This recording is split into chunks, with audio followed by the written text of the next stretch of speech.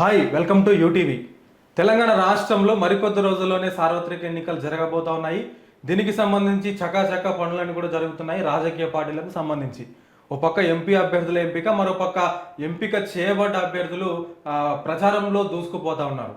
అయితే ప్రధానంగా BJP, Congress, BRS కాదులే కానీ ఈసారి వినూత్నంగా మరొక కొత్త పార్టీ కూడా ఈ సార్వత్రిక ఎన్నికల్లో పోటీ చేయబోతా ఉంది. దాదాపుగా ఉన్నత ఉద్యోగాన్ని వదులుకొని ప్రభుత్వ ఉద్యోగాన్ని సైతం వదులుకొని సమాజ సేవే లక్ష్యంగా, సమాజంలో మంచి చేయాలనేటువంటి స్థాపన లక్ష్యంగా ఉన్నతమైనటువంటి పోలీసు ఉద్యోగాన్ని కూడా వదులుకొని రాజకీయాలకు వచ్చాడు నా ఎదురుగా ఉన్నటువంటి ఒక నాయకుడు. ఏంటి ఆయన ఉన్నటువంటి పార్టీ ఏంటి అని ఒకసారి మనం ఆలోచన చేసినట్లయితే కనుక పీపుల్స్ ప్రొటెక్షన్ పార్టీతో నా ముందున్నారు సదానంద రెడ్డి గారు. వారు సమాజంలో న్యాయం లేదు, జ్ఞానం లేదు, ప్రేమ లేదు, నేను వాటన్నిటిని కూడా ఫుల్ఫిల్ చేయడానికి వచ్చాను, నా వంతుగా నేను సమాజానికి సేవ చేయడానికి వచ్చాను అంటూనే వారు ఇంకొన్ని కార్యక్రమాలతో కూడా ముందుకు వెళ్తా ఉన్నారు. సో వారి కార్యాచరణ ఏంటి, రేపు రాబోయే ఎలక్షన్లో వారు పోటీ చేయబోతున్నారో, ఇలా చేస్తే ఎక్కడి నుంచి పోటీ చేయబోతున్నారు, వారి ఉద్యోగ విషయాలు ఏంటి, అదేవిధంగా వారి వ్యక్తిగత జీవితం ఏంటి, ఇవన్నీ కూడా నా ఎదురుగా ఉన్నటువంటి సదానంద రెడ్డి గారిని మనం అడిగి తెలుసుకునేటువంటి ప్రయత్నం చేద్దాం. సార్ నమస్తే. నమస్కారం అండి. ఎలా ఉన్నారు sir? Okay, I'm fine. Right. అయితే మనం చాలా రోజుల కింద కలిసాము ఒకసారి, ఎప్పుడో 6 months బ్యాక్. సో మొన్న మధ్య ఎక్కడో చూస్తూ నేను ఒక పేపర్ స్టేట్మెంట్ లో సదానంద రెడ్డి గారు భువనగిరి ఎంపీ అభ్యర్థిగా పోటీ చేయబోతున్నారని చెప్పేసి నేను విన్నాను. సో సదానంద రెడ్డి గారు అంటే ఈ విషయాలన్నీ కూడా మనం రాజకీయాలు మాట్లాడుకునే దానికంటే ముందు మీ ప్రస్తావన ఏంటి, మీ తల్లిదండ్రులు కావచ్చు, మీ బాల్యం కావచ్చు, అప్ టు మీ ఎడ్యుకేషన్ వరకు ఎక్కడ జరిగిందంటే ఏం చెప్తారు? నాది ఒక చిన్న కుగ్రామము. మా మమ్మీ డాడీ వ్యవసాయదారులు. నాది పర్వతాయపల్లి గ్రామం, తాడూరు మండల్, నాగర్ కర్నూలు డిస్ట్రిక్ట్. అది ఒకప్పుడు ఉమ్మడి మహబూబ్ నగర్లో ఉండేది. ఈ మధ్య ఏదైతే తెలంగాణ రాష్ట్ర ఆవిర్భావం జరిగిన తర్వాత 33 డిస్ట్రిక్టులు చేయడం జరిగిందో అందులో నాగర్ కర్నూలు డిస్ట్రిక్ట్లోకి మా విలేజ్ పోయింది. నేను 1980లో హైదరాబాద్ వచ్చాను, చదువు కోసం వచ్చాను. ఆ తర్వాత ఉద్యోగరీత్యా హైదరాబాద్లోనే హయత్ నగర్లో సెటిల్ అయ్యాను నేను. ఓకే, పూర్తి స్థాయిలో. నా ఓటర్ కూడా ఇక్కడే ఉంది, హయత్ నగర్లోనే ఉంది, కుంట్లూరులో. కాబట్టి నేను ఈ ఇబ్రహీంపట్నం ఎమ్మెల్యే కాన్స్టిట్యుయెన్సీలో నేను నా ఓటర్ ఐడి ఉంటుంది. కాబట్టి నేను ఈ ఇబ్రహీంపట్నం వాస్తవినిగా చెప్పుకోవాలి. నేను 1989లో మ్యారేజ్ చేసుకున్నాను. ఓకే. నేను 1991 బ్యాచ్ సబ్ ఇన్స్పెక్టర్. 91. ఓకే. అంటే దాదాపుగా నేను 2021 మార్చిలో విఆర్ఎస్ తీసుకున్నాను, వారంటరీ రిటైర్మెంట్. ఒకసారి చెప్పండి సార్, 1991 నుంచి 2021 వరకు అంటే మీరు నిర్వహించినటువంటి ప్రభుత్వ ఉద్యోగ స్థాయిలు ఏంటి అని ఒకసారి చెప్పండి. ఓకే, దానికంటే బిఫోర్ నేను 1989లో నా డిగ్రీ కంప్లీట్ అయింది.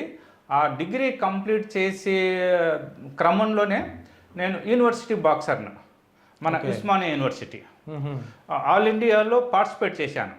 ఓకే. తర్వాత నా ఎడ్యుకేషన్ లాస్ అవుతుందని బాక్సింగ్ వదిలేసి డిగ్రీ కంప్లీట్ అయిన తర్వాత అథ్లెటిక్స్లోకి ఎంటర్ అయ్యాను.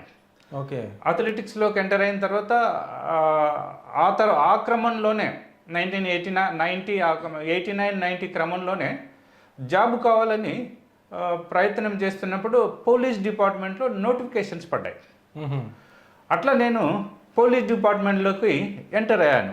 అంటే ఏదో ఒక ఉద్యోగం వస్తే చాలనుకున్నారా, పోలీస్ ఉద్యోగమే కావాలనుకున్నారా? అంటే ఆ సందర్భంలో ఏంటంటే నాది 1989లో మ్యారేజ్ అయింది కాబట్టి, అంటే నేను ఉద్యోగం రాకముందుకే మ్యారేజ్ చేసుకున్నాను. ఓకే. కాబట్టి ఇక మ్యారేజ్ అయింది అనే ఉద్దేశంతో ఉద్యోగం కావాలి అనే ఆలోచనతో నేను ప్రయత్నం చేస్తున్నప్పుడు పోలీస్ డిపార్ట్మెంట్ నోటిఫికేషన్స్ పడ్డాయి. ఆ ప్రయత్నంలో నేను 91 బ్యాచ్లో సెలెక్ట్ అయ్యాను.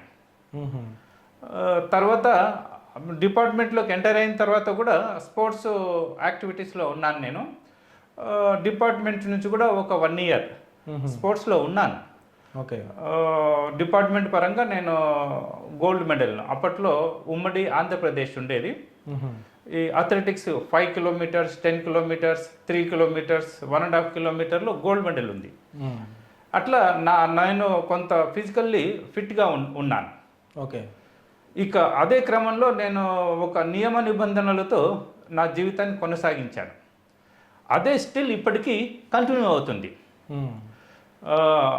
ఆ నియమ నిబంధనలు ఎలా ఉండేటివి అంటే ఇతరులకు కొందరికి ఇబ్బంది కలిగించేది, ఒక్కోసారి నాకు ఇబ్బంది కలిగించేది. ఏంటంటే నియమాలు అనేసరికి వాటిని మనము తూచా తప్పకుండా పాటించవలసి వస్తుంది. ఆ క్రమంలో ఇతరుల దగ్గరికి వెళ్ళినప్పుడు ఆ నియమాన్ని అప్లై చేసినప్పుడు వాళ్ళకి ఇబ్బంది కలిగేది. కాబట్టి ఇక వాటిని అన్నిటిని నేను అర్థం చేసుకొని ఓకే, ఈ సమాజము డిజైన్ రాంగ్ ఉంది అని రాంగ్ డిజైన్ను రైట్ డిజైన్లోకి తీసుకురావాలి అంటే స్వచ్ఛంద సంస్థల వల్ల కాదు, డిపార్ట్మెంట్ల వల్ల, ఎలాంటి ప్రభుత్వ సంస్థల వల్ల కాదు, ప్రైవేట్ సంస్థల వల్ల కాదు, రాజకీయ సంస్థ ద్వారానే మార్పు జరుగుతుందని నన్ను నేను మార్చుకొని 20 సంవత్సరాలు కష్టపడి నన్ను నేను మార్చుకొని నా బ్రతుకుదెరువు అయిన ఉద్యోగానికి వాలంటరీ రిటైర్మెంట్ ఇచ్చి అంటే స్వచ్ఛంద పదవి విరమణ చేసి బయటకు వచ్చాను. 2021 మార్చిలో నేను పదవిని వదులుకున్నాను. వదులుకొని బయటకు వచ్చిన తర్వాతనే పీపుల్ ప్రొటెక్షన్ పార్టీ అనే రాజకీయ పార్టీతో సమాజంలోకి అడుగు పెట్టారు. ఇక్కడ ఇంకొక విషయం సార్, అంటే ఎందుకు సార్ ప్రతి ఒక్కరు కూడా అంటే డిపార్ట్మెంట్లో పనిచేసిన వ్యక్తి చివరికి వచ్చేది రాజకీయాలకే. ఒక బిజినెస్ మ్యాన్ కానీ, రియల్ ఎస్టేట్లో కానీ, పెద్ద పెద్ద బడా వ్యాపారి కానీ చివరికి వచ్చేది రాజకీయాలకే. ఒక సినిమా ఇండస్ట్రీలో ఒక వెలిగినటువంటి హేమీలు కూడా చివరికి ఎంచుకునేది రాజకీయాలనే. అంటే ఏం జరుగుతుంది, ఎందుకు ఏ డిపార్ట్మెంట్లో చూసుకున్నా, ఏ వ్యవస్థలో చూసుకున్నా కూడా అల్టిమేట్గా వీళ్ళంతా మళ్ళీ రాజకీయాల్లోకి వచ్చి పడుతున్నారు. అంటే వాళ్ళు చేసినటువంటి తప్పులను కప్పిపుచ్చుకోవడానికా, లేకపోతే నిజంగానే సమాజాన్ని మార్చడానికా రాజకీయాల ద్వారా? ఓకే, వాళ్ళు ఎందుకు వస్తున్నారు అనేది ప్రస్తుతం అప్రస్తుతం. ఎందుకంటే వాళ్ళు మన దగ్గర లేరు. ఇప్పుడు లేని వాళ్ళ గురించి మనం మాట్లాడడం భావ్యం కాదు. నా గురించి నేను చెప్పగలను. చెప్పండి, మీ గురించి కూడా ఉంది దాంట్లో. ఓకే, మీరు అడిగిన ప్రశ్నలో నిజానికి న్యాయబద్ధత ఉంది. ఎందుకంటే మీరు ఎందరినో చూస్తున్నారు, ప్రతి ఒక్కరు రాజకీయాల్లోకి వస్తున్నారు. బిజినెస్ పర్సన్స్ని చూడండి, అటు సినీ ఫీల్డ్ చూడండి, మీరు ఎనీబడి ఎవరిని తీసుకున్నా కానీ అల్టిమేట్గా వాళ్ళు రాజకీయాల్లోకి దిగుతున్నారు. అయితే వాళ్లకు రాజకీయం అంటే ఏంటో ఎంతవరకు అవగాహన ఉంది అనేది నాకు తెలియదు. నేను మాత్రం సమాజము యొక్క డిజైన్ రూపకల్పనను మార్చే ఉద్దేశంతో వస్తున్నాను. ఎందుకు నాకు ఇది ఈ విధంగా అనిపించింది అంటే, నేను చాలామంది లక్షల మందిని చూశాను. నేను వాళ్ళు పడుతున్న కష్టాలు, బాధలు, సమస్యలు, అవసరాలు, సవాళ్ళు వాటినన్నిటిని చూసి చెల్లించి వీళ్ళందరికీ అన్నీ ఉన్నాయి, ఎందుకు ఈ బాధపడుతున్నారో, దేనికోసం ఇవన్నీ అని చూస్తే సమాజం యొక్క డిజైనే రాంగ్ ఉంది. ఏంటి ఆ డిజైన్ రాంగ్ ఉంది అంటే, మీరు ఏ ప్రభుత్వ సంస్థను తీసుకున్నా, ఏ ప్రైవేట్ సంస్థను తీసుకున్నా, ప్రైవేట్ సంస్థలేమో ప్రజల శ్రమను, సంపదను దోచుకుంటున్నాయి. ఇక గవర్నమెంట్ సంస్థలలో నిర్లక్ష్యం ఉంది, అవినీతి ఉంది, లంచాలు ఉన్నాయి, ప్రజలకు ఎవరికి ఏ ఒక్కరికి కూడా గౌరవము లేదు, ఈ సమాజంలో ప్రజలకు భవిష్యత్తు కనబడతలేదు, ఇంకా రక్షణ గురించి చెప్పే అవసరమే లేదు. దేనికి ఇవన్నీ మృగ్యమైనవి అని ఆలోచిస్తే నాకు అర్థమైంది ఏంటి అంటే, రూపకల్పన ఏదైతే ఉందో రూపకల్పన రాంగ్ ఉంది. ఆ రూపకల్పన రాంగ్ అని ఎలా చెప్పగలుగుతున్నాను అంటే, ఏ ఒక్కరు సత్యాన్ని మాట్లాడలేకపోతున్నారు, ఎదుటి వాళ్ళ మీద విశ్వాసము లేదు, నమ్మకము లేదు, ఇక నిజం మాట్లాడాలి అని ఎవరైతే వస్తున్నారో వాళ్ళకు అన్ని కష్టాలు, ఎదుటి వాళ్ళు నిజం మాట్లాడితే విశ్వసించడం లేదు. సార్ ఒకటి సార్, మనము ఫ్యాక్ట్ మాట్లాడుకుందాం. కరెక్ట్. అంటే ఇట్లాంటి విషయాలు ఎంతో మంది చెప్తారు. మీకంటే ముందు హేమీ నాయకులు రాజకీయాలు చేశారు, పార్టీలు పెట్టారు, వాళ్ళు కూడా జనజీవన స్రవంతిలోనే కలిసిపోయారు. కానీ ఏం జరుగుతుందంటే సార్, ఇప్పుడు ఇంతకుముందుకేమో రాష్ట్రానికి ఒక పార్టీనో లేదంటే రాష్ట్రానికి 2 పార్టీలో ఉంటుండేటి. ఇవాళ రేపు ఎక్కడ కదిలిచ్చినా ఇంటికి ఒక పార్టీ అయిపోయింది సార్. ఏ ఇంటికి చూసినా ఒక పార్టీ అయిపోయింది. నీదొక పార్టీ, నాదొక పార్టీ, అవతల ఇంకో పార్టీ, యువతలో ఇంకొక పార్టీ. అంటే ఈ రాజకీయాల ద్వారా మీరు ఏం సాధిద్దాం అనుకుంటున్నారు సార్ చివరిగా? అంటే మీరు చెప్పేది ఎక్కడ కూడా న్యాయం లేదు, అంతటా అన్యాయమే జరుగుతుందని చెప్తున్నారు. కరెక్ట్. సదానంద రెడ్డి గారు ఒక్కరు 2 వీలర్ బైక్ వేసుకొని 2 జెండాలు కట్టుకొని తిరగగానే సమాజం అంతా మారిపోతుందా? సమాజం మారాలంటే ఇదే ఒక్కరోజు, ఒక నెల, ఒక సంవత్సరములో మారుతుంది అని అనుకోవడం పొరపాటు. కావున నా ప్రయత్నంలో లోపాలు తప్పులు లేకుండా సరి చేసుకుంటూ అవినీతికి పాల్పడకుండా ప్రజలను ప్రలోభాలకు భ్రమలకు మాయకు గురి చేయకుండా ప్రజల క్షేమం సంక్షేమం శ్రేయస్సును ఆశించి నా వంతు ప్రయత్నంగా ప్రజలకు ఏమైతే కావాలో వాటి కోసమే నా ఈ ప్రయత్నము. సరే సార్, పీపుల్ ప్రొటెక్షన్ పార్టీ పెట్టి దాదాపు ఒక 2-3 సంవత్సరాలు కావస్తుందా? 2 సంవత్సరాలు 2 సంవత్సరాలు కావస్తుంది. కరెక్ట్. ఈ 2 సంవత్సరాల్లో మీరు ప్రజలకు చేసిన ఒక మంచి పని కానీ లేదా ప్రజల తరపున కొట్లాడినా ఏదైనా ఒక పని చెప్పండి సార్. ఇప్పుడు ప్రజల తరపున కొట్లాడేది 3 విషయాల గురించే. ఒకటి విద్య, ఇంకొకటి వైద్యము, ఇంకొకటి న్యాయము. ఓకే. ఈ 3 ప్రజలకు అందుబాటులో ఉన్నప్పుడే ప్రజలు స్వేచ్ఛగా స్వతంత్రంగా హక్కులతో జీవించగలరు. ఈ 3 ఇవ్వకుండా మేము సంక్షేమ పథకాలు ఇస్తున్నాము అని అంటున్నారు. నిజానికి ఈ 77 సంవత్సరాల నుంచి ఏవైతే సంక్షేమ పథకాలు అంటున్నారో అవి సంక్షేమ పథకాలు కానే కావు, అవి ఉచిత పథకాలు. ఉచిత పథకాలు అంటే ఏంటి అంటే ప్రజలను సోంబేరులుగా తయారు చేస్తాయి, వాళ్ళ లోపల ఉన్న చైతన్యాన్ని నాశనం చేస్తాయి, మానవత్వము మానవ విలువలు మానవ సంబంధాలకు దూరంగా తీసుకెళ్తాయి ఈ ఉచిత పథకాలు. కావున నేనేమంటున్నానంటే వీళ్ళు రాజకీయ నాయకులే కాదు, ప్రస్తుతం ఉన్న రాజకీయ పార్టీలలో ఉన్న వాళ్ళు రాజకీయ నాయకులు కానే కాదు, వీళ్ళందరూ రాజకీయం అనే ముసుగు వేసుకున్న ముసుగు దొంగలు. కాబట్టి ఈ ముసుగు దొంగల వల్ల సమాజానికి ఎలాంటి ఉపయోగం లేకపోగా సమాజము ధ్వంసం అవుతుంది.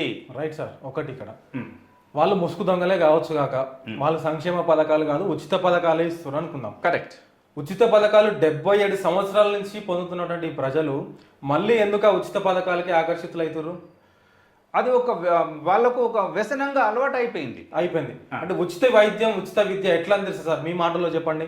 ఒకవేళ పీపుల్స్ ప్రొటెక్షన్ పార్టీ అధికారంలోకి వచ్చింది అనుకుందాం, ఓకే, వస్తే కనుక మీరు విద్యా వైద్యాన్ని ప్రజలకు ఏ విధంగా అందిస్తారు? ప్రజల భాషలో ప్రజలకు అర్థమయ్యేటట్టు చెప్పండి. ఓకే. అయితే విద్యా వైద్యం ఉచితంగా వీళ్ళు అందిస్తున్నారు అని అందరూ అంటున్నారు, నిజానికి కూడా. అయితే అలాంటప్పుడు ప్రైవేట్ కార్పొరేట్ విద్యా సంస్థలు వైద్యాలయాలు ఎందుకున్నాయి? మరి వాటిని తీసేసి అందరికీ ఒక విధమైన ఉండే విధంగా ఎందుకు అందించలేకపోతున్నారు? మరి వీళ్ళు విద్యను వైద్యాన్ని అందిస్తున్నామని చెప్తున్నారు, ముఖ్యంగా న్యాయాన్ని కూడా అందిస్తున్నామని చెప్తున్నారు. అలాంటప్పుడు ప్రైవేటును క్లోజ్ చేయించండి, కార్పొరేట్ సంస్థలను నిషేధించండి. అవి చేయకుండా వీటిని చేస్తామంటే నిజానికి ఇక్కడ ఇంకొక విషయం మీకు చెప్పదలుచుకుంటున్నాను. విద్యాలయాలు వైద్యాలయాలు నడుపుతున్నది ఎవరు? ప్రస్తుత రాజకీయ పార్టీలలో ఉన్న రాజకీయ నాయకులే కదా, వాళ్ళే కదా విద్యాలయాలను నడుపుతున్నారు, వైద్యాలయాలను నడుపుతున్నారు. వాళ్ళ బినామీల పేరుతోటే కదా ఇవన్నీ నడుస్తున్నాయి. అలాంటప్పుడు ప్రజలకు ఇవి అందుబాటులో ఉంటాయని మీరు ఎలా చెప్పగలుగుతున్నారు? ఫస్ట్ ప్రైవేటును కార్పొరేట్ను రద్దు చేస్తూ అందరికీ ఒకే విధంగా ఉండేలా విద్యను వైద్యాన్ని అందించినప్పుడే సంక్షేమ పథకాలు అందుతున్నట్లుగా భావించాలి. ఈ 3 విద్య వైద్యము న్యాయము, ఈ 3టిని ఉచితంగా అందించడమే సంక్షేమ పథకాలు అంటారు. మిగతా ఏ పథకమైనా సరే అవి అన్నీ ఉచిత పథకాలే. అవన్నీ ప్రజలను చైతన్యహీనులుగా చేసి వ్యసనపరులుగా మార్చి బలహీనులుగా చేస్తూ బానిసత్వానికి తీసుకెళ్లే పథకాలు ఇవన్నీ. సరే సార్, అంటే ఈ ప్రైవేట్ వ్యవస్థలన్నీ కూడా ఈ మూడు విషయాలలో, మూడు రంగాలలో, విద్యా, వైద్యంలో, ఇంకేదైనా కావచ్చు, ఈ మూడు రంగాల్లో కూడా మీలాంటి వాళ్ళ వల్లనే ప్రైవేటీకరణ నేను బ్రతుకుతుంది అంటాను. ఎట్లా అని అడగండి, నేను చెప్తాను. ప్రైవేటీకరణ బతుకుతుంటే మిగతా రంగాలు ఉన్నాయి కదా, వాటికి అప్లై చేయమని చెప్పండి. వాటన్నిటికి కాదు, విద్యకు వైద్యానికి మాట్లాడుకుంటే అటు విద్య కావచ్చు, ఇటు వైద్య కావచ్చు, ప్రైవేటీకరణ జరుగుతుంది. ప్రైవేటీకరణ లేదా ప్రైవేట్ సంస్థలు ఈ రెండు రంగాల్లో ఇంకా వాళ్ళ మనుగడను కొనసాగిస్తున్నాయంటే సదానంద రెడ్డి గారు లాంటి వాళ్ళే కారణం అంట. ఎందుకు? సదానంద రెడ్డి గారి పిల్లలు ఎక్కడ చదివారు? ప్రైవేట్ స్కూల్లోనే చదివారు. సదానంద రెడ్డి గారికి ఆరోగ్యం బాగలేకపోతే ఎక్కడికి పోతుండో? ప్రైవేట్. సదానంద రెడ్డి గారి ఫ్యామిలీకి బాగలేకపోతే ఎక్కడికి పోతుండో? ప్రైవేట్ హాస్పిటల్ పోతుంది. ఎందుకు ప్రభుత్వ హాస్పిటల్కి పోలేకపోతుండో? ఒక ప్రభుత్వ ఉద్యోగిగా మీరు ఒక నలుగురికి ప్రభుత్వ ఉద్యోగాన్ని మాత్రం మీకు కావాలి, కానీ మీ పిల్లలకు కానీ మీ ఫ్యామిలీకి కానీ ఈ ప్రభుత్వంలో అందించేటువంటి విద్యా వైద్యం ఉందా? ఇది ఎంతవరకు కరెక్ట్ అంటారు? ఓకే, మీరు అడిగిన ప్రశ్నలో వాస్తవం ఉంది. అయితే ప్రభుత్వ సంస్థలు, ప్రభుత్వ సంస్థలను నిర్వీర్యం చేశాయి.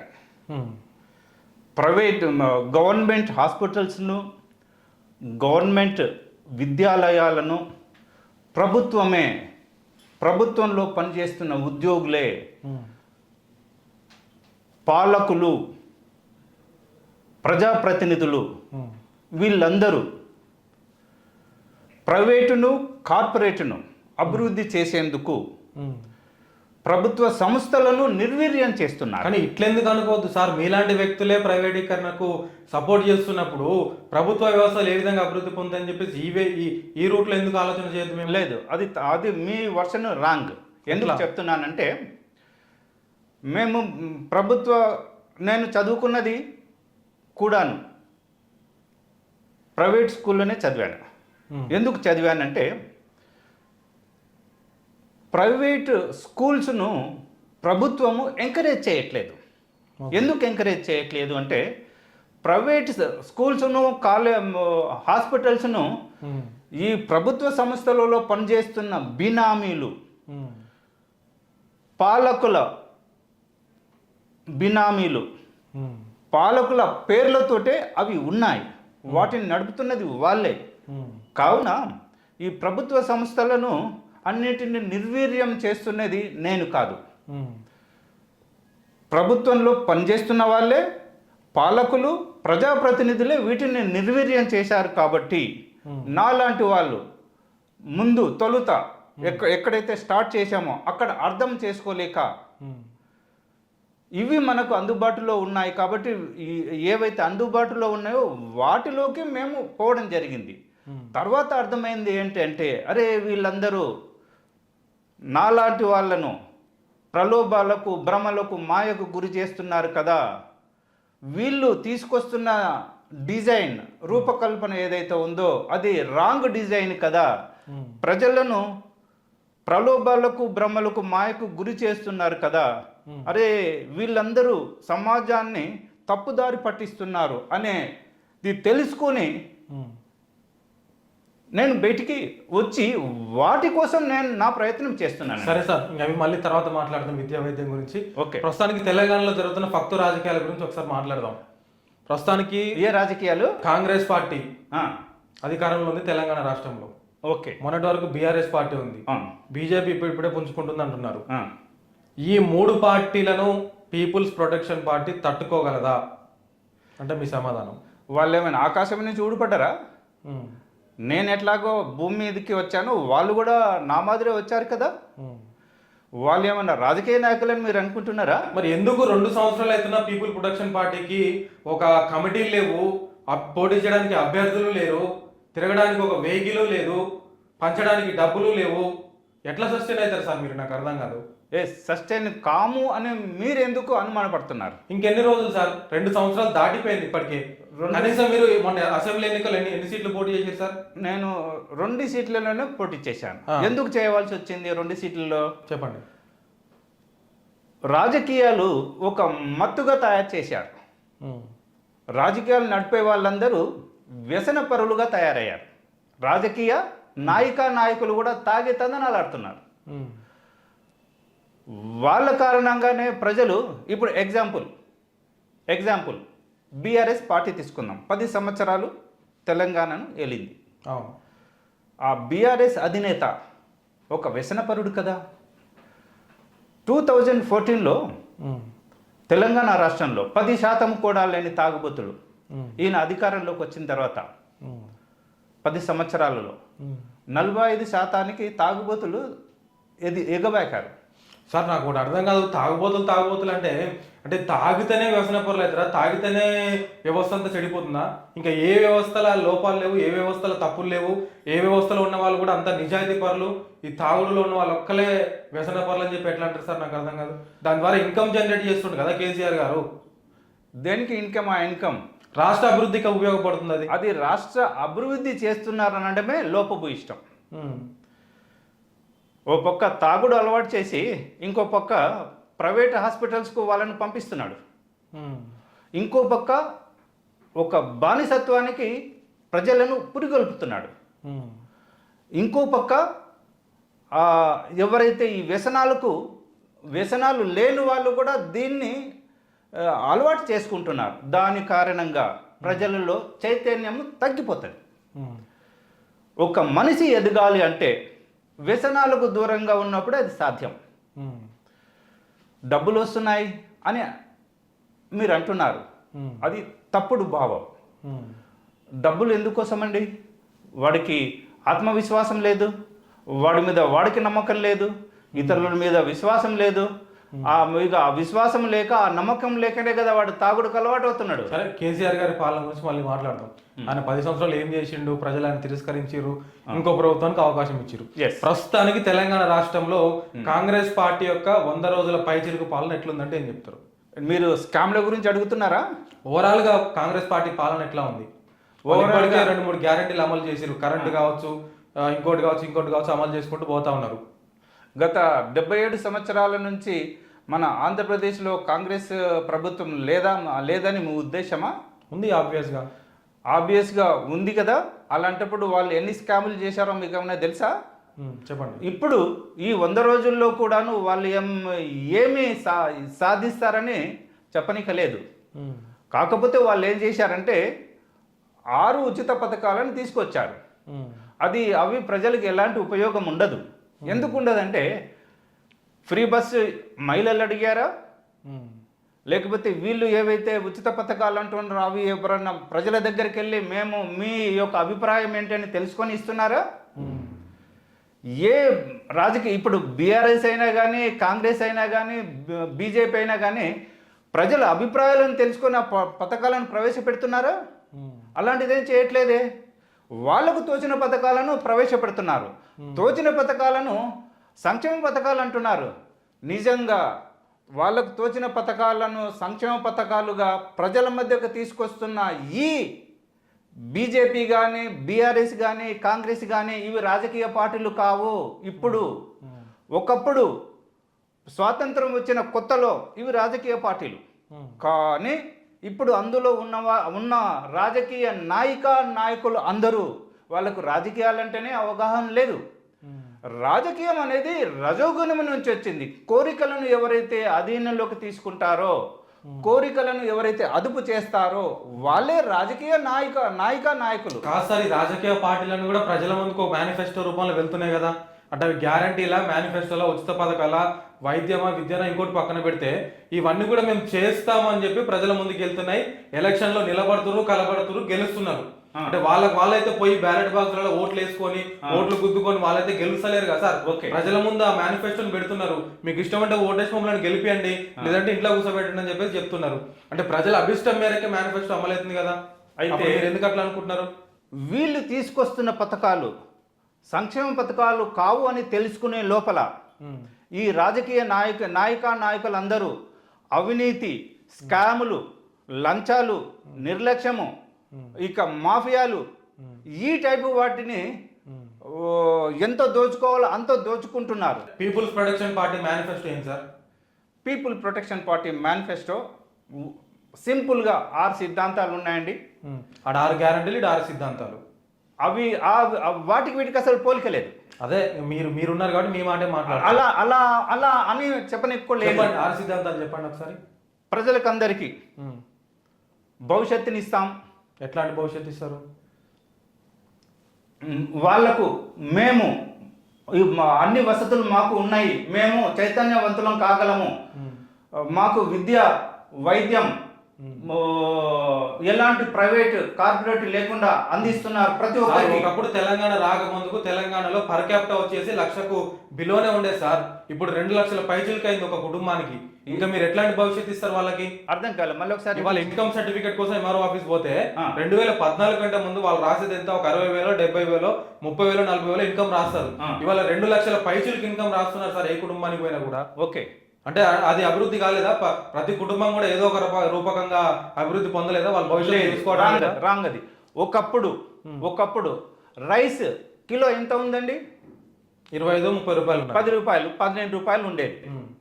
ఇప్పుడు అది ఎంత అయింది? 50 రూపాయలు అయింది. మరి 5 టైమ్స్ పెరిగినప్పుడు అప్పుడు 1,00,000 రూపాయల ఇన్కమ్ ఉన్నోడికి ఇప్పుడు 5 lakhs ఉండాలి కదా. మరి నువ్వు చెప్తున్న 2 lakhsకు దీనికి దానికి ఏమైనా సంబంధం ఉందా? అంటే పెరిగే దగ్గర పెరుగుతుంది కదా సార్, ఆల్మోస్ట్. లేదు. ఇప్పుడు కూలీల దగ్గర కూలీల వేతనం కూడా దినసరి వేతనం పెరుగుతానే ఉన్నది. ప్రభుత్వ ఉద్యోగాల జీతం పెరుగుతున్నది. అది మీకు కూడా తెలుసు, మీరు ఒక ప్రభుత్వ ఉద్యోగిగా. అయితే మీరు చెప్తున్న అభివృద్ధి అంటే స్కామ్లు చేయడంలో అభివృద్ధి, తాగుడులో అభివృద్ధి, కల్తీలో అభివృద్ధి, ఇతరులను ఇబ్బంది పెట్టడంలో అభివృద్ధి, ప్రభుత్వ సంస్థలలో. సార్ మ్యాటర్ డైవర్ట్ అవుతుంది. మీ 6 సిద్ధాంతాలు చెప్పండి ఫస్ట్, నేను మాట్లాడతా.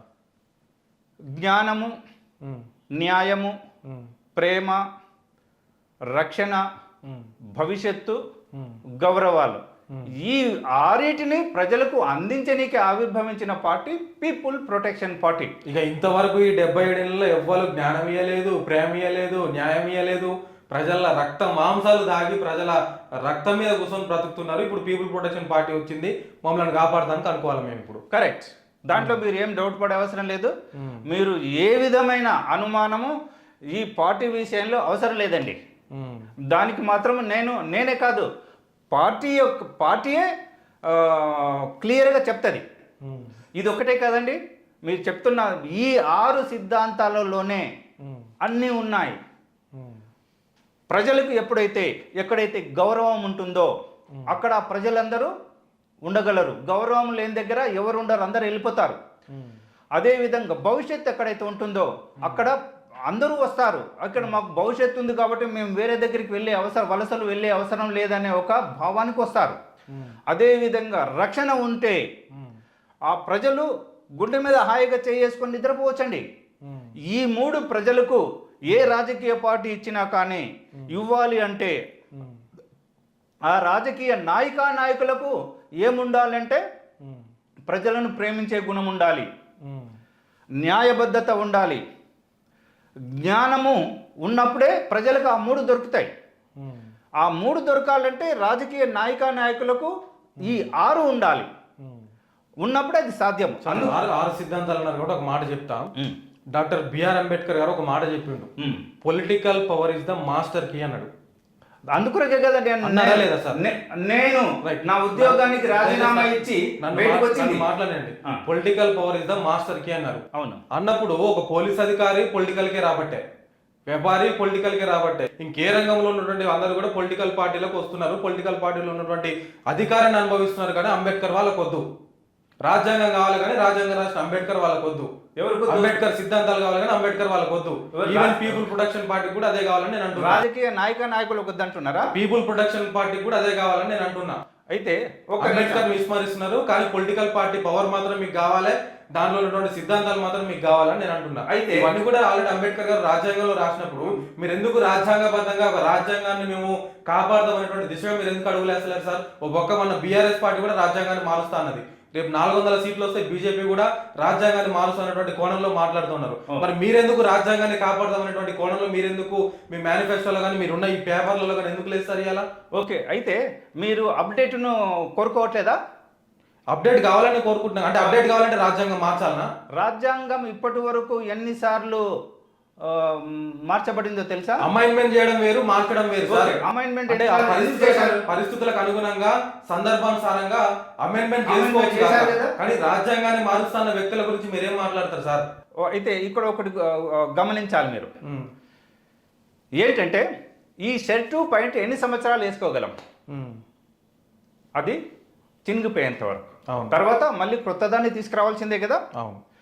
మనకు స్వాతంత్రం వచ్చి 77 సంవత్సరాలు అవుతుంది.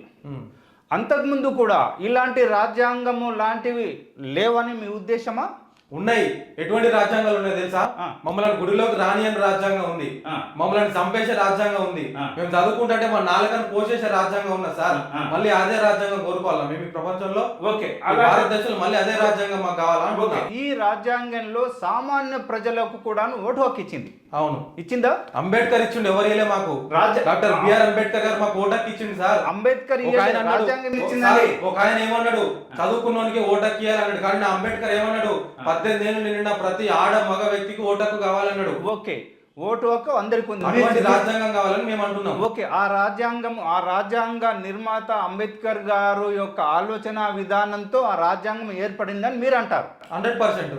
నేనేమంటాను అంటే ఆ రాజ్యాంగము నిర్మాణం జరగనికే ఈ ఒక్క భారతదేశంలో జరుగుతున్న పరిస్థితులను ఆధారం చేసుకొని రాజ్యాంగం నిర్మాణం జరగలేదు. ప్రపంచంలో ఉన్న 45 దేశాలు, ఆ పైన ఉన్న దేశాలలో ఏదైతే ఉందో దాన్ని ఆధారం చేసుకొని రాజ్యాంగ నిర్మాణం జరిగిందని నేను అంటాను. అవును, అబ్సల్యూట్లీ సార్. అది ఓకే. అయితే అభివృద్ధి చెందినటువంటి పాశ్చాత్య దేశాల రాజ్యాంగాలను ఆధారం చేసుకొని ఆ రోజు అంబేద్కర్ గారు కూడా రాజ్యాంగాన్ని మనకు తగినట్లుగా మన పరిస్థితులకు అనుకూలంగా రూపొందించడం జరిగింది. అయితే మీరు చెప్తున్నట్లు రాజ్యాంగాన్ని నేను కూడా యాక్సెప్ట్ చేస్తాను. అయితే సామాన్య ప్రజలు ఎవరికైతే ఈ రాజ్యాంగం మీరు చెప్పిన అంబేద్కర్ గారు వీళ్లకు సామాన్య ప్రజలకు కూడా ఓటు హక్కు కల్పించారు, సంతోషం. అయితే ఈ సామాన్య ప్రజలు ఆ ఓటు హక్కును సద్వినియోగం చేసుకుంటున్నారా, దుర్వినియోగం చేస్తున్నారు? సద్వినియోగం చేసుకొని ఇస్తలేరు సార్ మీలాంటి వాళ్ళు వచ్చి మాకు. ఎలా? మీరు ఓటుకు 1000 రూపాయలు ఇస్తున్నారు, మీరు 1000 రూపాయలు ఇస్తే మీ పక్కన ఆయన 5000 ఇస్తున్నాడు. మరి ప్రజలు తీసుకుంటున్నారు కదా. ప్రజలు తీసుకోవట్లేదంటే ప్రజలకు మీరు నేర్పించే విధానం అట్లుంది. మా ఆర్థిక స్థితిగతులు బాగోలేక మీరు ఇచ్చే పైసలకు ఆశపడాల్సి వస్తుంది సార్ మేము.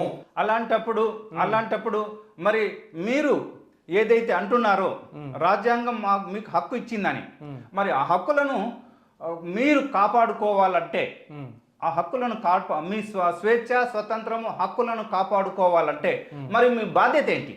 అంటే మా బాధ్యత ఏంటంటే ఇప్పుడిప్పుడే మేము చదువుకొని ఎదుగుతున్నాం సమాజంలో. అయితే ఇప్పుడిప్పుడే మేము విదేశాలకు పోవడం స్టార్ట్ చేస్తున్నాం. ఇప్పుడిప్పుడే మేము రాజ్యాంగాన్ని తెలుసుకోవడం స్టార్ట్ చేస్తున్నాం. మళ్ళీ మీరు వచ్చి వీడు రాజ్యాంగం చదివితే రాజ్యాంగాన్ని చదివినోడేమో అందులోకి కూర్చున్నాడు, రాజ్యాంగం రాసినోడేమో ఇలా మూలకు పడేసి కూర్చున్నాడు సార్. అది రాజ్యాంగం చదవనిస్తలేదు మీరు ఈ రోజు కూడా. నేను అంటున్నాను తప్పు 100% సార్. ఎందుకు తప్పు చెప్పండి? రాజ్యాంగము అందరికీ స్వేచ్ఛ స్వతంత్రాలు హక్కులను ఇచ్చింది. అవును, కానీ అక్కడ ఏం జరుగుతుందంటే బాధ్యతలు మర్చిపోయారు. ఎట్లా? ఇప్పుడు బాధ్యత ఏంటి?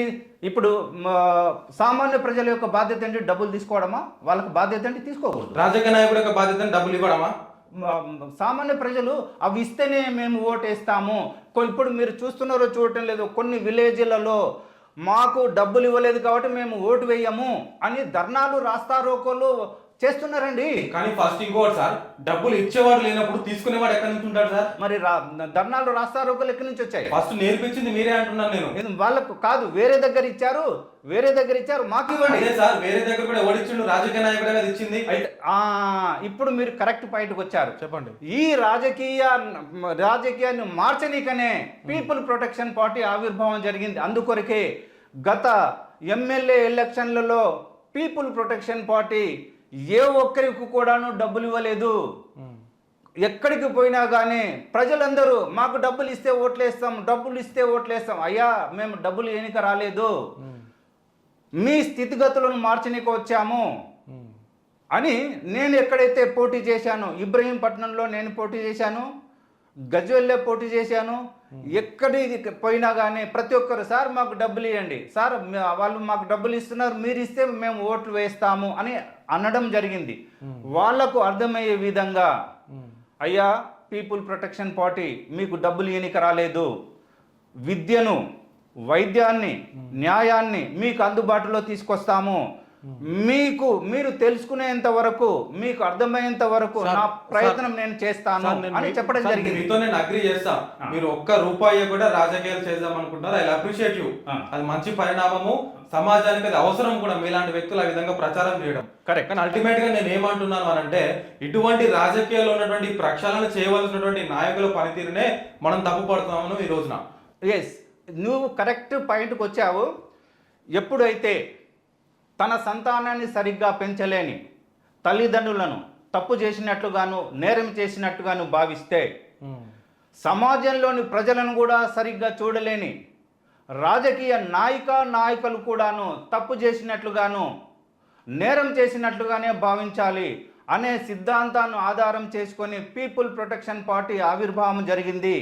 ఇక్కడ ఇది ఎందుకు చెప్తున్నాను అంటే, ప్రజలు పిల్లలు లాంటి వాళ్ళు. ప్రజలకు ఏది ఇస్తే అది వాళ్ళు యాక్సెప్ట్ చేస్తారు. దాన్ని మార్చే ఉద్దేశంతో, రాజకీయాలకు ఒక క్రొత్త అర్థాన్ని ఇచ్చే ఉద్దేశంతో పీపుల్ ప్రొటెక్షన్ పార్టీ ఆవిర్భావం జరిగింది.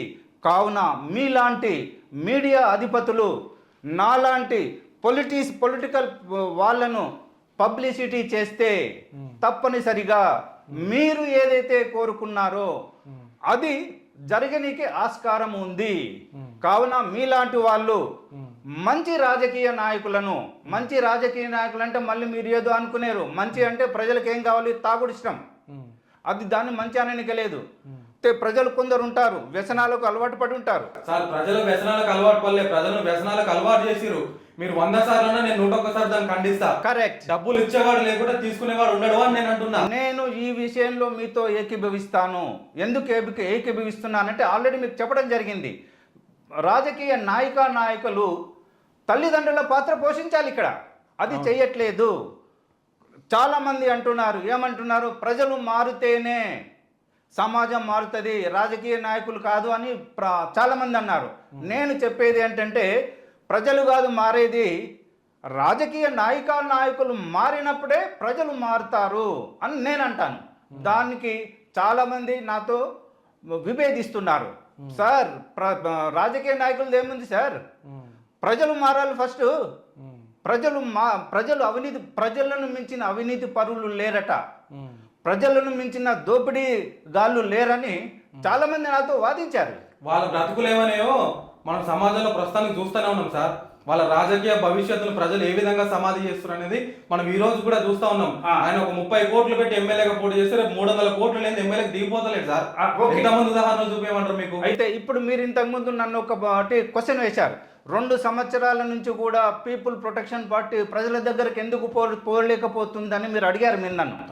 అయితే అక్కడ ఏం జరిగింది అంటే, ప్రతి రాజకీయ పార్టీ డబ్బులు పంచుతున్నారు. అంటే డబ్బే ప్రధానమైనప్పుడు పీపుల్ ప్రొటెక్షన్ పార్టీ ఇంకెప్పటికీ ఎదగదు కదా సార్. మరి ఎవరు చెప్పారు ఎదగరని?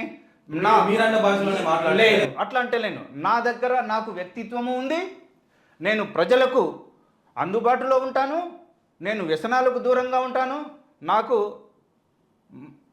మీరు అంటున్నట్లు ఏవైతే వేరే వాళ్ళ దగ్గర ఉన్నాయో, మందు తాగడం లేదు, ఈవెన్ నాకు టీ కాఫీ కూడా అలవాట్లేదు, నేను ఓన్లీ వెజిటేరియన్ తీసుకుంటాను. వ్యసనాలకు దూరంగా ఉండేందుకు, నన్ను నేను సంస్కరించుకునేందుకు 20 సంవత్సరాల టైం పట్టింది నాకు. 20 ఇయర్స్ నుంచి ప్రయత్నం చేయంగా 2021 మార్చి తర్వాత నేను వ్యసనాలకు దూరంగా అయిపోయాను. ఈ 20 ఇయర్స్ తర్వాత వచ్చిన రాజకీయాలు మళ్ళీ మాట్లాడదాం మనము. ఓకే. ఈ 20 ఇయర్స్ లో మీరు చేసిన ఉద్యోగం ఏదైతే ఉందో, అంటే ఎస్ఐ స్థాయి నుంచి అడిషనల్ డీసీపీ స్థాయి వరకు మీరు పనిచేసారు. కరెక్ట్. అంటే చాలా గొప్ప విషయం అది. ఎస్ఐ స్థాయి నుంచి అంటే అడిషనల్ డీసీపీ వరకు వచ్చారంటే మీకు ప్రమోషన్స్ రావడం కావచ్చు, మీరు చేసిన మంచి పనులు, మీరు చేసినటువంటి ఆ ఉద్యోగ నియమ నిబంధనలను కట్టుబడి చేయడమో మొత్తానికి ఏదో ఉండొచ్చు. కరెక్ట్. అంటే ఈ 20 సంవత్సరాల్లో మీకు బాగా గుర్తుండిపోయేటువంటి ఒక ఉద్యోగంలో ఉన్నటువంటి ఒక మంచి సంఘటన చెప్పండి సార్. చాలామంది ప్రజలను చూసింది ఏంటంటే, ప్రతి ఒక్కరూ సమస్యలతో బాధపడుతున్నారు. ఆ సమస్యల నుంచి వీళ్ళని ఎలా బయటపడేయాలనే మీ దృష్టికి వచ్చిన ఒక సమస్య, దాని పరిష్కారం మాత్రం చెప్పండి. మీరు ఉద్యోగంలో ఉన్నప్పుడు ఎస్ఐ నుంచి అడిషనల్ డీసీపీ స్థాయి. ఓకే. నా మనసుకు హత్తుకుపోయింది ఫుట్పాత్ వెండర్స్. ఓకే. ఫుట్పాత్ మీద చాలామంది పేదవాళ్ళు తన బ్రతుకు తెరువు కోసం వ్యాపారాలు చేస్తుంటారు. అవును. అయితే ఈ పోలీసు వాళ్ళైనా మున్సిపాలిటీ అనే కానీ ఫుట్పాత్ అనేది ప్రజలకు నడిచేందుకు బాటను చూపించేది. అయితే వాళ్ళకి ఎక్కడ ఆధారం లేక, ఎక్కడ ఎలాంటి షాప్ తీసుకొని కూడా డబ్బులు లేక ఫుట్పాత్ మీద వ్యాపారం చేస్తున్నప్పుడు ఈ మేము వాటిని తొలగించే క్రమంలో వాళ్ళు ఎన్నో బాధలను, వాళ్ళ యొక్క కన్నీటిని చూసి చెల్లించిపోతుంటే నేను అరే నాకేమో ఈ నియమం ప్రకారము ఫుట్పాత్ను క్లియర్ చేయాలి, అది క్లియర్ చేస్తే వాడు బ్రతుకు తెరువు పోతుంది. ఎందుకు క్లియర్ చేయాలి? పాదచారులకు ఇబ్బందిగా ఉంటుంది. పాదచారులను దృష్టిలో పెట్టుకుంటే ఫుట్పాత్ వెండర్స్ యొక్క జీవన విధానము నాశనం అయిపోతుంది. ఈ ఒక్క విషయంలోనే నేను చాలా చెల్లించిపోతుంటే లక్షల మందిని చూశాను నేను. ఫుట్పాత్ మీద జీవితాన్ని కొనసాగించే వాళ్ళు కొన్ని సందర్భాలలో పోలీసులకు భయపడి ఆ వ్యాపారం చేయలేక భిక్షాటన చేసేవాళ్ళు. భిక్షాటన చేసేవాళ్ళు. అరే మేము చేసిన ఇలాంటి వెధవ పనికి, అరే పాపం వాళ్ళ జీవితాలు నాశనం అవుతున్నాయే. అయితే ఇది నేను చేస్తున్నది నా డ్యూటీ పరంగా ఓకే ఉండొచ్చు, కానీ పేదవాళ్ళ జీవితాలు బుగ్గిపాలవుతున్నాయి అని ఆలోచించి నన్ను నేను మార్చుకుంటూ ఓకే నేను ఒక్కని సుఖంగా సంతోషంగా ఉంటే మంచిగా ఉండదు, నాతో పాటు మిగతా ప్రజలందరూ సుఖంగా సంతోషంగా ఉండే ఉద్దేశంతో నా జీవితానికి ఫుల్ స్టాప్ పెట్టి, అంటే నా బ్రతుకు తెరువుకు ఫుల్ స్టాప్ పెట్టి బయటకు వచ్చి రాజకీయ పార్టీ స్థాపించి ప్రజలకు ఉపయోగకరంగా ఏ విధంగా అయితే ఉంటుందో ఆ విధి విధానాలతోటే ఈ పీపుల్ ప్రొటెక్షన్ పార్టీని నిర్మించి ప్రజల ముందుకు తీసుకెళ్తున్నాను. గత 2 సంవత్సరాల నుంచి నేను ఎలాంటి ప్రాబ్లం ఫేస్ చేశానో నాకు తెలుసు. అయినా వెనుకడుగు వేయకుండా ఈ పార్టీని ప్రజల కోసమే ముందుకు తీసుకెళ్తానని మీ ముఖంగా నేను చెప్తున్నాను.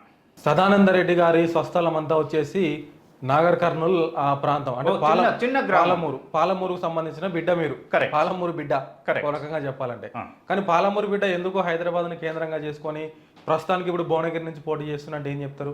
అంటే మీరు నాగర్ కర్నూలుకి వెళ్తే మీ బిడ్డగా, మీ ఓడిగా, అంటే మీకు ఓటు శాతం పెరిగేటట్టు అవకాశం ఉంటుంది, మీ మీద సానుభూతి పెరిగే అవకాశం ఉంటుంది, ఎందుకు ఆ దిశగా ఆలోచన చేయలేదంటే ఏం చెప్తారు? అక్కడ పోయినా కానీ నన్ను ప్రేమించే వాళ్ళు ఉన్నారు, ఇక్కడ కూడా నన్ను ప్రేమించే వాళ్ళు ఉన్నారు. అక్కడికి ఎందుకు వెళ్ళలేదు అంటే ఇక్కడ నేను నా స్త్రీ నివాసం ఇక్కడ ఏర్పాటు చేసుకున్నాను. ఇక్కడ నేను ఇక్కడ బాగలేదు, అక్కడ బాగలేదు, ఇక్కడ బాగలేదు అనే ఆలోచనతో ఉన్నాను. ఒక దగ్గర నేను వర్క్ స్టార్ట్ చేశానంటే అది కంప్లీట్ అయ్యేంత వరకు దాన్ని వదలను. ఇక్కడే నా జీవితము ముగించాలి, లేకపోతే ఇక్కడే నేను విజయాన్ని పొందాలి అనే ఒక స్థిర మనస్తత్వంతో ఇక్కడ నేను పోటీ చేస్తున్నాను. వేరే ఉద్దేశం అంటే ఏం లేదు. ఇంకో విషయం సార్, మీరు ప్రచారంలో ఒక 2 వీలర్నే మీరు కేంద్రంగా చేసుకొని దాని మీద ఒక 2 జెండాలు కట్టుకొని పోతా ఉంటారంట. అంటే ఏంటి 2 వీలర్నే వాడడానికి కారణాలు ఏంటి? సామాన్య ప్రజలు కూడాను ఎలాంటి దానికైనా అర్హులే. చాలామంది ప్రజలు అంటారు, నేను అడిగాను కూడా, మీరు రాజకీయ నాయకులుగా రావచ్చు కదా అని అడిగినప్పుడు వాళ్ళ నుంచి వచ్చే సమాధానం ఏమున్నదంటే, సార్ మా దగ్గర డబ్బులు లేవు, మాకు 4 వీలర్స్ లేవు, 10 మందికి అన్నం పెట్టలేని స్థితిలో మేము ఉన్నాము. వాటిని దృష్టిలో పెట్టుకొని వాళ్ళకు ఒక మంచి మెసేజ్ ఇచ్చే ఉద్దేశంతో నేను 4 వీలర్ మీద పోవచ్చు, కానీ మిగతా ప్రజలందరికీ ఒక మార్గదర్శకంగా, ఒక ఆదర్శంగా ఉండేందుకే 2 వీలర్ను నేను ఆశ్రయించి ఆ 2 వీలర్ తోటి ప్రచారం చేస్తున్నాను. వాళ్ళకు కూడా తెలియాలి, లేదు మాకు డబ్బుతో పని లేదు, వ్యక్తిత్వం ఉంటే చాలు, ఆత్మవిశ్వాసం ఉంటే చాలు, ధైర్యం ఉంటే చాలు, మేము కూడా ఎంపీగా, ఎమ్మెల్యేగా, ఒక లెజెండ్గా ఎదగొచ్చు అనే ఒక మెసేజ్ని ఇవ్వనికనే నేను 2 వీలర్ను తీసుకొని ప్రజల మధ్య తిరుగుతున్నానండి. వేరంటే ఏమి లేదు. ఇక నేను ఇల్లు కట్టుకోనిక కూడా బ్యాంక్ లోన్ తీసుకున్నాను. అది నేను ఎప్పుడైతే నా ఉద్యోగానికి వాలంటరీ రిటైర్మెంట్ ఇచ్చానో, ఇచ్చిన తర్వాత వచ్చే పెన్షన్ డబ్బులతో ఆ ఇల్లు లోన్ క్లియర్ చేసుకున్నాను. అంటే నేను ఎన్ని కోట్లు సంపాదించి ఉండొచ్చు. ఇంకొక విషయం, నేను ఆ ఇల్లు కట్టుకునేటప్పుడు స్టార్టింగ్ నా దగ్గర డబ్బులు లేకుండే, వేరే వాడితో 4 లక్షల అప్పు తీసుకొని నేను 1 సంవత్సరం తర్వాత ఇస్తానని చేబదులుగా తీసుకున్నాను. చాలా మంది అంటారు సదానంద రెడ్డి అరే డబ్బులు బాగానే సంపాదించాడు, మరి డబ్బులు సంపాదిస్తే నేను ఇల్లు ఎందుకు కట్టుకోలేకపోయాను? ఆ ఇల్లు కూడాను ఇప్పటికీ నా దగ్గర ఒక్కోసారి కొన్ని సందర్భాల్లో డబ్బులు ఉండవు, కానీ డబ్బులు ఉన్నట్లు యాక్ట్ చేస్తాను అంతే. ఎందుకను అరే అడిషనల్ డీసీపీ అట డబ్బులు లేకుండా తిరుగుతున్నాడు అని ఫీల్ అవుతారనే ఒక సిగ్గుతోటి మళ్ళీ వాళ్ళ ముందు నా పరువు పోతుందని ఆ విధంగా నేను ఒక్కోసారి వేషం వేసుకోవాల్సి వస్తుంది. ఏం చేస్తారు సార్ మీ పిల్లలు? ఏం చేస్తారు? ఎంతమంది మీ పిల్లలు? నాకు ఇద్దరు బాబులు ఉన్నారు. ఆ ఇద్దరు బాబులు కూడాను నా ఉద్యోగ రీత్యా వాళ్ళ మమ్మీకి దగ్గరగా ఉండేవాళ్ళు. ఓకే, అవునులే, పోలీసు ఉద్యోగంలో ఎక్కడ చూసినా తండ్రి కంటే తల్లికి ఎక్కువగా అటాచ్మెంట్ ఉంటుంది. అయితే అట్లా చిన్నోడు పెద్దోడు ఎప్పుడు నాకు వ్యతిరేకంగా ఎప్పుడు ఉండలేదు. నేను చెప్పినట్లు వాళ్ళు వింటారు. కాకపోతే కనెక్షన్ అనేది మమ్మీతో ఎక్కువగా ఉంది. మమ్మీ చూసుకుంటుండే అన్ని, వాళ్ళ యొక్క సాధక బాధకాలు అంతా ఆమెనే చూసుకుంటుండే. ఇద్దరు బాబులు సాఫ్ట్వేర్ ఇంజనీర్స్. ఇప్పుడు పెద్ద అబ్బాయి మ్యారేజ్ అయింది, ఇది చిన్న అబ్బాయిది మ్యారేజ్ ఇంకా చేయలేదు. ఫ్యూచర్లో ఈ 1 ఇయర్లో చేయాలని అనుకుంటున్నాను. సార్ పోలీసు ఉద్యోగం 20 సంవత్సరాలు చేసిర్రు, 30 సంవత్సరాలు ఎంతో కొంత పింఛన్ వస్తుంది, బాబుకి ఇంకా పెళ్లి చేయలేదు. అవును, ఎందుకు సార్ మాకు ఈ రాజకీయాలు ఎందుకు మీకు? అంటే నేను పర్సనల్గా అడుగుతాను ఈ క్వశ్చన్, ఎందుకు మీకు ఈ రాజకీయాలు? ఇంకా వదిలేసి నిమ్మలంగా ఏదో పెన్షన్ తీసుకొని మంచిగా ఉండొచ్చుగా మరి. ఓకే, మీరు అడిగింది మంచిగానే ఉంది. అయితే నాకు తృప్తి లేదు. తృప్తి ఎందుకు లేదంటే నేను ఇన్ని సంవత్సరాలు, గత 30 సంవత్సరాలు ప్రజల ట్యాక్స్తో జీవితాన్ని కొనసాగించాను. అలాంటప్పుడు ప్రజలకు నేను ఏదో ఒకటి కాదు, మంచి చేయాలి, వాళ్ళని అభివృద్ధి పదంలోకి తీసుకురావాలి. ఆ ముఖ్య ఉద్దేశంతో కదా నా ఉద్యోగానికి రాజీనామా చేసి వచ్చాను. ఎంతమంది రాజీనామాలు చేసి వస్తున్నారు చెప్పండి? వాళ్ళందరూ ఆ ఉద్యోగం అయిన తర్వాత కూడా మీరు ఎందరినో చూసిండారు. ఇప్పటి వరకు ఇది ఓఎస్డీలు రిటైర్ అయిన తర్వాత కూడా ఉద్యోగాన్ని వదలకుండా ఓఎస్డీలుగా పనిచేసే వాళ్ళు చాలామంది ఉన్నారు. మరి అలాంటప్పుడు వాళ్ళలాగా నేను జీవించవచ్చు కదా. అలా ఎందుకు జీవించకుండా బయటకు వచ్చాను అంటే ప్రజల మీదున్న ప్రేమ, ప్రజల మీదున్న అభిమానము, గౌరవంతో నేను బయటకు వచ్చి ప్రజలు కూడా ప్రజలు కూడా మనమే కాదు, ప్రజలు అందరూ నేనే. అలాంటప్పుడు నన్ను నేను సంస్కరించుకొని ప్రక్షాళన చేసుకునే శిక్షణకు గురి చేసుకునేందుకు మాత్రమే నేను నా బ్రతుకు తెరువును ప్రక్కకు పెట్టి ఇక నా భవిష్యత్తు మొత్తము ప్రజల కోసం ఉపయోగించాలి అనే ఒక సదుద్దేశంతో నేను వచ్చాను. సార్ సరే ఇంకా మీ మాటలు నేను వినలేకపోతున్నా. సరే, ప్రజలు ఎట్లా రిసీవ్ చేసుకుంటారో అది మీ ఇష్టం. ఓకే, నేనైతే వినలేకపోతున్నా. ఇట్లాంటి వాళ్ళు చెప్పి మమ్మల్ని ఎంతవరకు తీసుకొచ్చిర్రు. సరే, ప్రజలకు వదిలేద్దాం సార్. వాళ్ళకు మీరు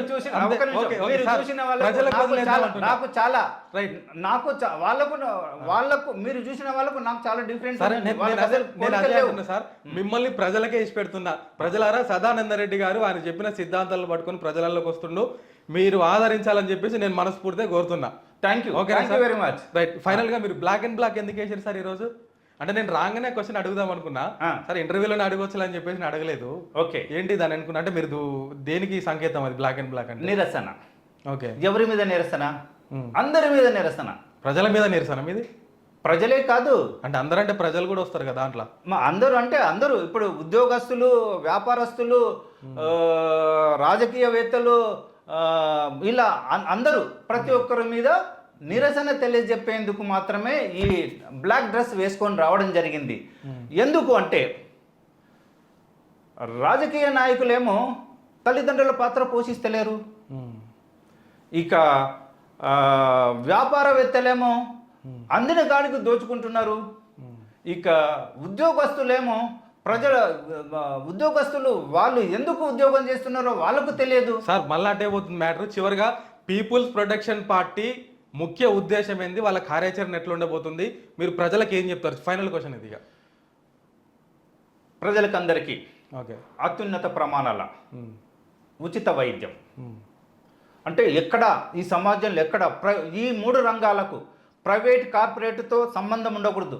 డబ్బుకు ఈ 3 రంగాలను దూరం చేయాలి. ఉమ్. ఉచితంగా అందరికీ అందుబాటులో ఉంచాలి. ఉమ్. అత్యున్నత ప్రమాణాల ఉచిత వైద్యం అందరికీ. ఉమ్. ప్రెసిడెంట్కు ఏ విధమైన ట్రీట్మెంట్ ఉందో ఉమ్. సామాన్య ప్రజలకు కూడా అదే ట్రీట్మెంట్. ఉమ్. ప్రెసిడెంట్ ఎక్కడైతే ట్రీట్మెంట్ సదుపాయాలు ఉన్నావో అలాంటి సదుపాయాలే సామాన్యులకు ఉండాలి. ఉమ్. దెన్ విద్య ఉమ్. అత్యున్నత ప్రమాణాల ఉమ్. నైతిక విలువల ఇలాంటి విద్య కాదండి, ఉమ్. నైతిక విలువల. ఎందుకంటే ప్రస్తుతం ఉన్న విద్య గత 150 సంవత్సరాల నుంచి వస్తున్న విద్యలో ఉమ్. ఆత్మీయతలు లేవు, ఉమ్. విశ్వాసం లేదు, ఉమ్. సత్యము లేదు. ఉమ్. ఎందుకు ఆ విద్యా విధానం ఉందనేది ఎవరు చెప్పలేకపోతున్నారు. ఉమ్. ఒకటి చదువుతారు, ఒక ఉద్యోగం చేస్తారు. ఉమ్. చదివిన దానికి ఉద్యోగానికి అసలు సంబంధాలు ఉండవు. ఉమ్. ఇప్పుడు ప్రజలకు ఏం చెప్తారు సార్? ప్రజలకు ఏం చెప్తారు మీరు? ఒక్క నిమిషం ఆగండి. విద్యాలయాలలో ఆత్మహత్యలు జరుగుతున్నాయి. ఉమ్. ఏ విద్యార్థికి కూడాను ఆత్మవికాసాన్ని పెంపొందించే విద్యా విధానం లేదు. కాబట్టి ఈ విద్యా విధానాన్ని టోటల్గా మార్చేందుకు పీపుల్ ప్రొటెక్షన్ పార్టీ తన వంతు ప్రయత్నం చేస్తుంది. ఇంకా అతి ముఖ్యమైనది న్యాయము. ఈ న్యాయం ఎవరికి అందుబాటులో లేదు. అది అత్యంత ప్రమాదకర స్థితిలోకి వెళ్ళిపోయింది. కారణం ఏంటంటే డబ్బు లేకుండా ఎవరు కోర్టు మెట్లు ఎక్కలేకపోతున్నారు. ఈవెన్ పోలీస్ స్టేషన్కు వెళ్ళాలంటే ఏ ప్రజలకు కూడా గౌరవ మర్యాదలు లేవు. పోలీస్ స్టేషన్కి వెళ్ళాలంటే వాడు ముందే ఏదో ఒక బాధతో ఉంటారు. పోలీసులను చూడంగానే వాడు అదురుకొని ఇలా పెట్టుకొని అయ్యా నాకు ఈ సమస్య వచ్చిందంటే ఆ పోలీసు వాళ్ళు కసురుకుంటారు, గదిలిస్తారు. ఇక వాడు ఎవరికి చెప్పుకోవాలో అర్థం కాదు. కాబట్టి ఈ పోలీసు వ్యవస్థను కూడా మార్చేందుకు తన వంతు ప్రయత్నం చేసేది. అంటే మార్చడం అంటే ప్రక్షాళన చేసి సంస్కరించి శిక్షణకు గురి చేసేందుకు ఈ పీపుల్ ప్రొటెక్షన్ పార్టీ తన వంతు ప్రయత్నం చేస్తుంది. కావున ఈ పార్టీ ఈ రోజు కాకపోయినా రేపు కాకపోయినా ఎల్లుండి అట్లా ఒక దృఢ విశ్వాసంతో ప్రజల మధ్యకు పోతుంది. ఈ మూడిటిని మాత్రము ప్రజలకు అందుబాటులో ఉంచేందుకు తన వంతు ప్రయత్నం చేస్తుంది. ముఖ్యంగా ఈ మూడిటినే సంక్షేమ పథకాలుగా ప్రజల మధ్యకు తీసుకెళ్తుంది. మిగతా ఏ పథకం కూడా సంక్షేమ పథకాలు కావు. ఎందుకు కావంటున్నానంటే ఇప్పుడు ఎగ్జాంపుల్ రైతు బంధు ఆగిపోయింది. ప్రజలందరూ అల్లకల్లోలం అయిపోతున్నారు. అండ్ నిరుద్యోగ భృతి దొరకటం లేదు అనుకుందాం ఎగ్జాంపుల్. నిరుద్యోగులందరూ అల్లకల్లోలం అయిపోతున్నారు. వీటిని సంక్షేమ పథకాలు అనేక లేదు. ఇవి ఏంటివంటే ప్రజలను బలహీనులు చేయనికే, బానిసత్వం వైపు తీసుకుపోయేందుకు ఉపయోగపడే పథకాలు ఇవి. వీటిని ఈ రాజకీయ ముసుగు దొంగలు, అంటే రాజకీయం అనే ముసుగు వేసుకున్న ముసుగు దొంగలు ఏం చేస్తున్నారంటే ఇవే సంక్షేమ పథకాలని ప్రచారం చేస్తున్నారు. ప్రజలకు తెలియదు, వాళ్ళు పిల్లలతో సమానం. వాళ్ళు చెప్పిందే నిజం అనుకొని వాటిని రిసీవ్ చేసుకుంటున్నారు. కావున ప్రస్తుత దుస్థితికి ఈ రాజకీయ నాయకులే మూలము. కావున ఈ రాజకీయాలను అన్నిటినీ సంస్కరించేందుకు ఆవిర్భవించింది people protection party. Right. Final question sir. ప్రస్తుతానికి భారతదేశ వ్యాప్తంగా ఎన్నికలు రాబోతున్నాయి, మరికొద్ది రోజుల్లోనే అని చెప్పొచ్చు. నోటిఫికేషన్ కూడా విడుదల. కరెక్ట్. అయితే ఎలక్షన్కి సంబంధించి గత కొద్ది రోజులుగానో కొద్ది నెలలుగానో ఒక ఉద్యమం నడుస్తోంది సార్. నార్త్ సైడ్ బాగా నడుస్తోంది, తెలంగాణలో కూడా విస్తృతంగా నడుస్తోంది. భారత రాజ్యాంగ పరిరక్షణ సమితి ఆధ్వర్యంలో కూడా నడుస్తోంది. ఏంటి అని అంటే ఏదైతే ఈ ఎలక్షన్లకు సంబంధించి ఈవీఎం విధానాలను, అంటే ఎలక్ట్రానిక్ ఓటింగ్ మిషన్ని రద్దు చేసి మళ్ళీ బ్యాలెట్ని తీసుకురావాలి. ఎందుకంటే ఈవీఎం మిషన్లలో ఫ్రాడ్ జరుగుతుంది. దేనికి ఓటేసినా ఒకటే పార్టీకి ఓటు పడడం, ఏది వచ్చినా కూడా ఒకటే గుర్తుకు ఓటు పడడం, అంటే ఇట్లాంటి అనుమానాలని రేకెత్తిస్తున్నాయి కొన్ని సంస్థలు కూడా. అయితే ఇటువంటి పరిస్థితుల దృష్ట్యా మీరు చెప్పండి, అంటే పీపుల్ ప్రొటెక్షన్ పార్టీగా సదానంద రెడ్డి గారు చెప్పండి, భారతదేశ ప్రజాస్వామ్యానికి ఈవీఎంలు అవసరం అంటారా? రాబోయే రోజుల్లో బ్యాలెట్ విధానం మళ్ళీ వస్తే బాగుంటుందంటారా? మీ మాటలో చెప్పండి. ఓకే, మొన్న 1 month బ్యాక్ కూడాను ఈవీఎంలకు అగెనిస్ట్గా ఇందిరా పార్క్ దగ్గర నేను మద్దతు తెలిపాను. ఓకే. బ్యాలెట్ పేపర్స్ ఈ ఒక్క విషయంలోనే ఇవి 5 సంవత్సరాలకు ఒకసారి వచ్చే ఎన్నికలు. అవును. ఈ ఒక్క విషయంలో తప్పనిసరిగా బ్యాలెట్ బాక్సుల స్థానంలో బ్యాలెట్ పేపర్స్ పెట్టడమే సబబు అని, దీనికోసము బ్యాలెట్ పేపర్స్కు పీపుల్ ప్రొటెక్షన్ పార్టీ మద్దతు ఇస్తారు. Right. Thank you so much Sadananda Reddy గారు. మీరు భవిష్యత్తులో పీపుల్ ప్రొటెక్షన్ పార్టీ రాష్ట్ర వ్యాప్తంగా విస్తరించాలి, మీరు ప్రజాక్షేత్రంలో ఇదే విధంగా కొనసాగాలి. మీరు అనుకున్నటువంటి ఏదైతే డబ్బు కానీ మద్యం కానీ పంచకుండా రాజకీయాలు చేస్తారన్నటువంటి ఆ మాట ఏదైతే ఉందో దానికి కట్టుబడి ప్రజలకు కూడా అదే నేర్పించాలని చెప్పేసి మనస్ఫూర్తిగా కోరుకుంటున్నాను. Thank you so much. నమస్తే. సో ఇది సదానంద రెడ్డి గారు, పీపుల్ ప్రొటెక్షన్ పార్టీ రాష్ట్ర అధ్యక్షులు సదానంద రెడ్డి గారు మనతో చెప్తున్నటువంటి మాట. ఇప్పుడున్నటువంటి రాజకీయ నాయకులందరూ కూడా రాజకీయ ముసుగులో ఉన్నటువంటి దొంగలు మాత్రమే. నేను ఒక్కనే న్యాయాన్ని, జ్ఞానాన్ని, ప్రేమను పంచుతాను మీ అందరికీ, నన్ను నమ్మండి, నా పార్టీని నమ్మండి, నాకు ఓటేయండి అని చెప్పేసి ప్రజల ముందుకు తిరుగుతూ ఉన్నారు, తిరగబోతూ ఉన్నారు. కాబట్టి వచ్చే ఎలక్షన్లో భువనగిరి పార్లమెంటు స్థానం నుంచి కూడా వారు ఎంపీ అభ్యర్థిగా బరిలో ఉండబోతున్నారు. చూద్దాం సదానంద రెడ్డి గారి విషయానికి సంబంధించి, అదేవిధంగా పీపుల్ ప్రొటెక్షన్ పార్టీకి సంబంధించి మరికొన్ని విషయాలు నేను మరొకసారి మీ ముందుకు తీసుకొచ్చేటువంటి ప్రయత్నం చేస్తాను. అంతవరకు చూస్తూనే ఉండండి యూటీవీ.